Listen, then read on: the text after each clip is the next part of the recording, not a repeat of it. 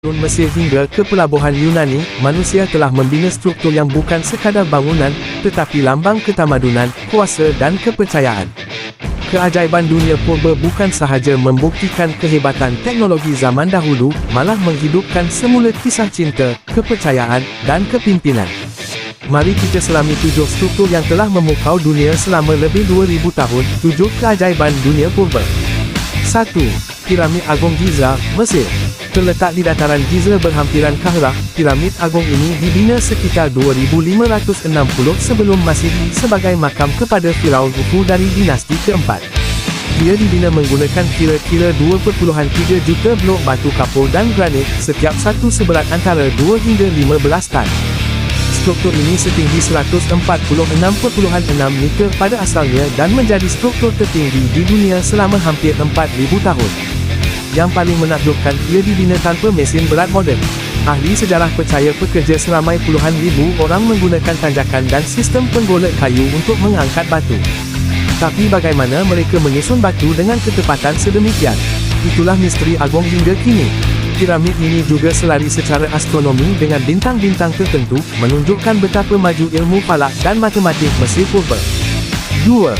Taman tergantung Babylon, Iraq, kini tiada lagi. Menurut legenda, Raja Nebuchadnezzar II membina taman ini sekitar abad ke-6 sebelum Masihi untuk isterinya, Amytis dari Media, yang merindui kehijauan kampung halamannya.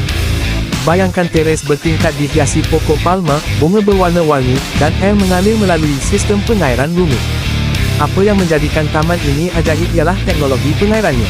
Dengan sungai Efrat yang jauh di bawah, dipercayai pump screw air atau sistem pengangkat telah digunakan, satu teknologi yang mendahului zamannya.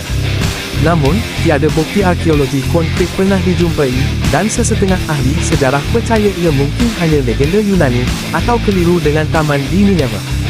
Walau apapun, mitos ini cukup kuat untuk menempatkannya sebagai salah satu keajaiban dunia. 3. Kuil Artemis, Ephesus, Turki.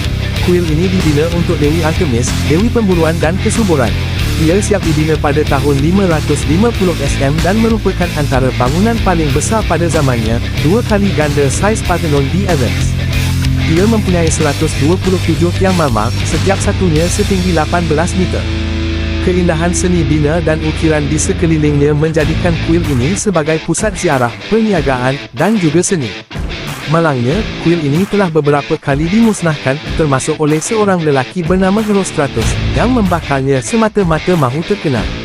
Kini, namanya menjadi simbol perbuatan gila demi kemasyhuran.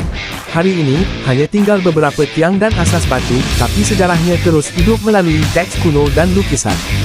4. Patung Zeus, Olympia, Greece. Patung Zeus dibina oleh pemahat legenda Phidias pada abad ke-5 SM. Ia berdiri setinggi 12 meter, hampir setinggi bangunan 4 tingkat, dan diperbuat daripada gading dan emas yang disusun di atas rangka kayu. Zeus digambarkan duduk megah di atas takhta berhias batu permata, memegang tongkat emas dan patung Nike, Dewi Kemenangan.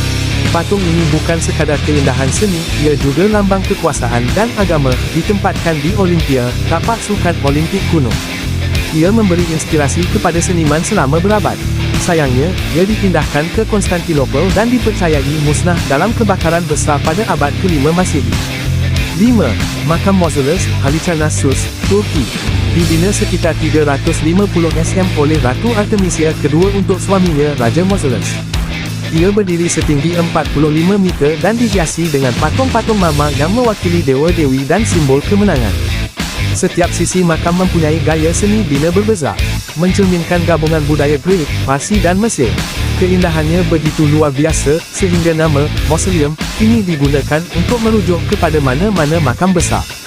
Ia berdiri selama lebih 16 abad sebelum dimusnahkan oleh gempa bumi. 6. Colossus Rhodes, Greece. Setinggi 33 meter, patung gangsa ini dibina untuk meraihkan kemenangan Rhodes ke atas Cyprus. Ia menggambarkan Helios, dewa matahari, dan dipercayai berdiri di pintu masuk pelabuhan. Walaupun gambaran moden menunjukkan ia berkangkang di atas pintu pelabuhan, kebanyakan sejarawan percaya ia sebenarnya berdiri di satu sisi.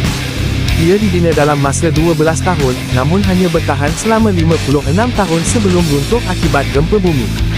Orang ramai masih melawat serpihan patung ini selama berabad, sehingga logamnya dijual oleh tentera Arab pada abad ke-7. 7. Rumah Api Alexandria, Mesir. Terletak di Pulau Faros, rumah api ini dibina sekitar 280 sm oleh jurutera Sostratus atas perintah Raja Ptolemy kedua. Ia membantu kapal memasuki pelabuhan Alexandria dengan selamat, dan dikatakan setinggi 100 hingga 130 meter, setaraf bangunan pencakar langit zaman moden. Pada siang hari, ia menggunakan cermin gangsa besar untuk memantulkan cahaya matahari. Pada malam, api akan dinyalakan sebagai panduan. Teknologi ini adalah revolusioner dan menjadi inspirasi kepada rumah api seluruh dunia. Struktur ini kekal berdiri selama hampir 1,500 tahun, sebelum dihancurkan sepenuhnya oleh 3 siri gempa bumi antara abad ke-10 hingga ke-14.